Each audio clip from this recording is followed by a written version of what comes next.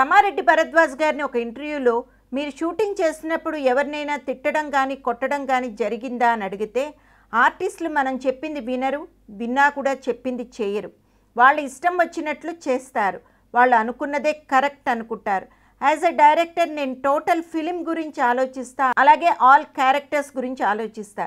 కానీ ఒక ఆర్టిస్ట్ తన పాత్ర గురించి ఆలోచించి ఏదో చించేద్దాం అనుకుంటారు. ఎప్పుడు పడితే అప్పుడు చించకూడదు, అప్పుడు కొంచెం ఇరిటేట్ అవుతాం. ఒకసారి అలజడి షూటింగ్లో నాకు థ్రోట్ ప్రాబ్లం వలన ఎప్పుడూ హాట్ వాటర్ గ్లాసులో పెట్టుకుని తాగుతూ ఉంటాను.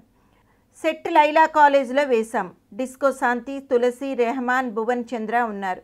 చెప్పింది కరెక్ట్గా జరగకపోయేసరికి కోపం వచ్చి ఆ గ్లాస్ వాళ్ళ మీదకి విసిరేశాను.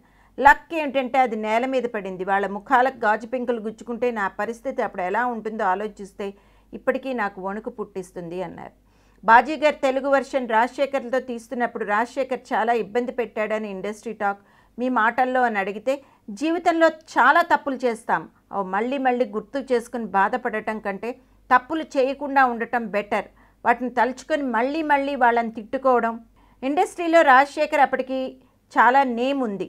Lot of discussions on him. వాళ్ళ మీద కాంట్రవర్సీస్ అప్పటికే ఇండస్ట్రీలో ఉన్నాయి. అతను నా దగ్గరికి వచ్చి అడిగాడు.